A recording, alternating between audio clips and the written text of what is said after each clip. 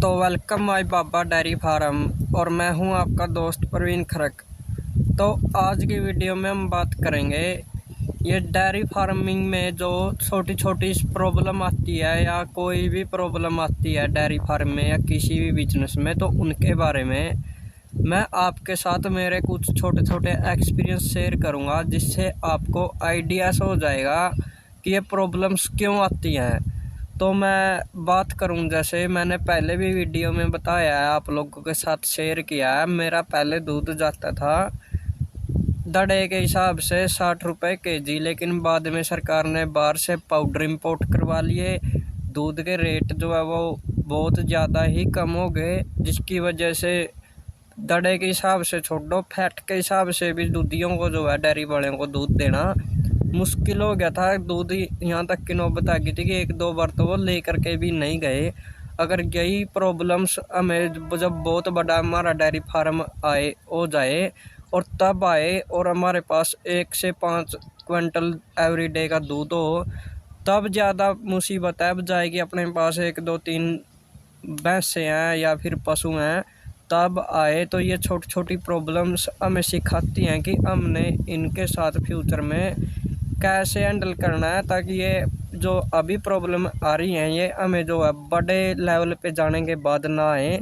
ये हमको ये प्रॉब्लम नहीं है हमारी, ये हमें सिखाती हैं कि हमें कैसे जो है बड़े डेयरी फार्म या बिजनेस को हैंडल करना है आगे चल के।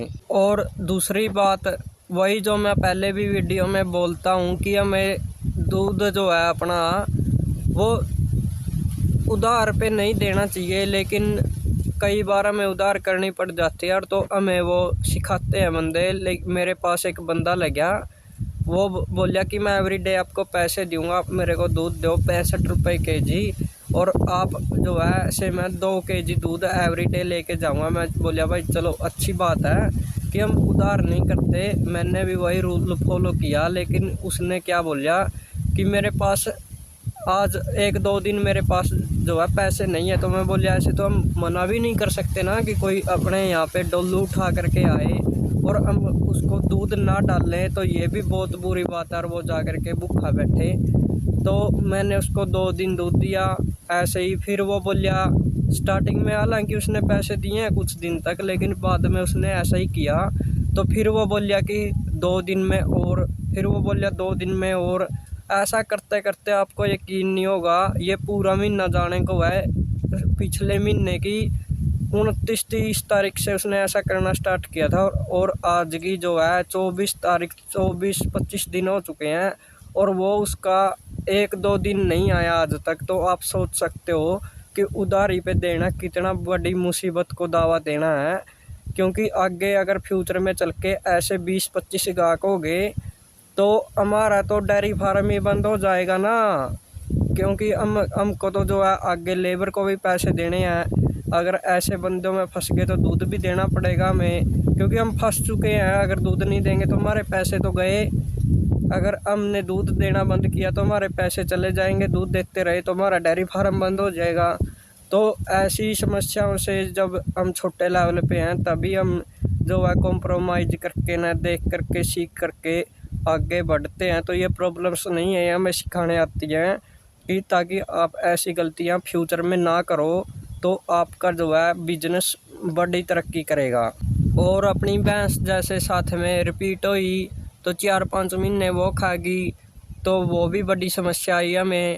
कम दूध की है ये भी, अब हमें पता चल गया कि 15 केजी से नीचे की दूध की भैंस रखेंगे तो नो प्रॉफिट नो लॉस में वो जो हमें ले करके चलेगी। हमें 18-20 केजी की जो है भैंस से अरेंज करनी पड़ेगी, तभी हमारा डेयरी फार्म सक्सेसफुल होगा, नहीं तो हम घाटे की तरफ जाएंगे। तो ये समस्या भी हमें ये छोटे लेवल पे ये भी हमें सिखाया। आप कोई गलत भैंस लेकर के आए कई बार तो वो भी आपको सिखाएगी, क्योंकि अभी आप सिर्फ 1 2 साल में एक भैंस लेके आए हो।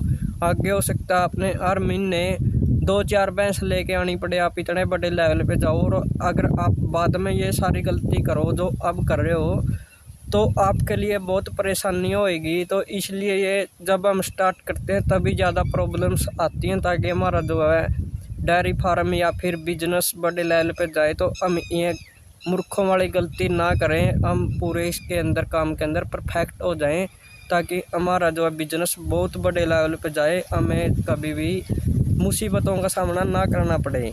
और अभी इसी महीने में 2 तारीख को कितनी तेज़ ज़्यादा बारिश हुई थी, हवा आंधी तूफान आप जो भी लगा लो वो चला था, और कई जगह पर तो ओले भी पड़े थे।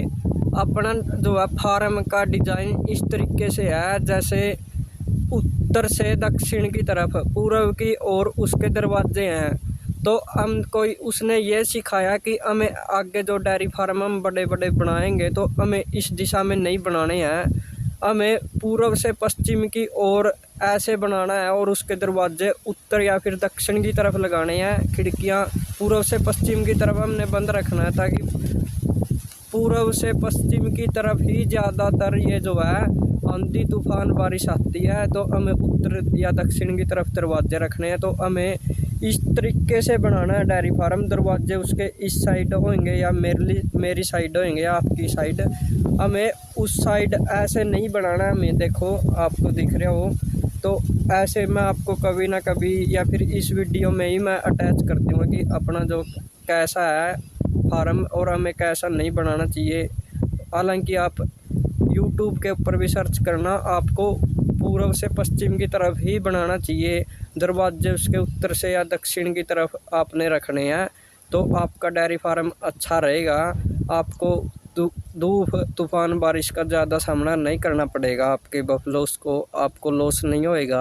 आपको हालांकि मैं यहीं पे दिखा देता हूँ, अगर आपको इससे आइडिया आ जाए थोड़ा बहुत। आप ये देखो, जैसे ये है तो इसका दरवाज़ा इस साइड है, तो हमने दरवाज़ा इस साइड रखना है और इस तरीके से बनाना है, बजाय कि हमें दरवाज़ा इस साइड रखें, क्योंकि सूरज जो है उस साइड से निकलता है। इस साइड से हमारी खिड़की भी नहीं रहेंगी। अगर हमारे पास स्पेस है तो खिड़कियां लगा लेते, तो इस साइड से बंद रखें। इस साइड से ही सूरज निकलता है, इस साइड से पौधा लगाएं या फिर उस साइड लगाएं। तो आपके लिए देखो, देख करके समझने में बड़ी आसानी होती है, वैसे बोलने से इतना अच्छा समझ में नहीं आता। तो आप ये देख लो, सूरज उस साइड से निकलता है और दरवाज़ा इस साइड है।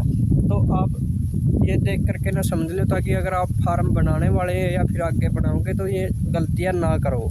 और रही बात लॉस होने की, तो लॉस उसी चीज़ में होगा जो आपने स्टार्ट कर दिया और आप उसको बहुत बड़े लेवल पे लेके जाओगे। आपको अगर मन में सोचते रहोगे पड़े पड़े कि मैंने ये स्टार्ट कर दिया, मैं वहाँ तक पहुँच गया, उसमें थोड़ी ना लॉस होएगा। लॉस उसमें ही उसी चीज़ में होता है जिस चीज़ में प्रॉफिट होता है। अगर लॉस नहीं होएगा किसी चीज़ में तो उसमें प्रॉफिट भी नहीं होएगा।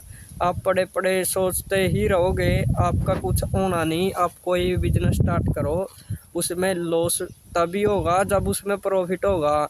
अगर आपको मेरी बातें समझ में आ रही है, जैसे एक सिक्का होता है ना, उसके 2 पहलू होते हैं, तो हर एक चीज़ के 2 पहलू होते हैं, जिसमें जितना ज़्यादा नुकसान होने की संभावना होती है उतना ही ज़्यादा प्रॉफिट होने की संभावना भी होती है।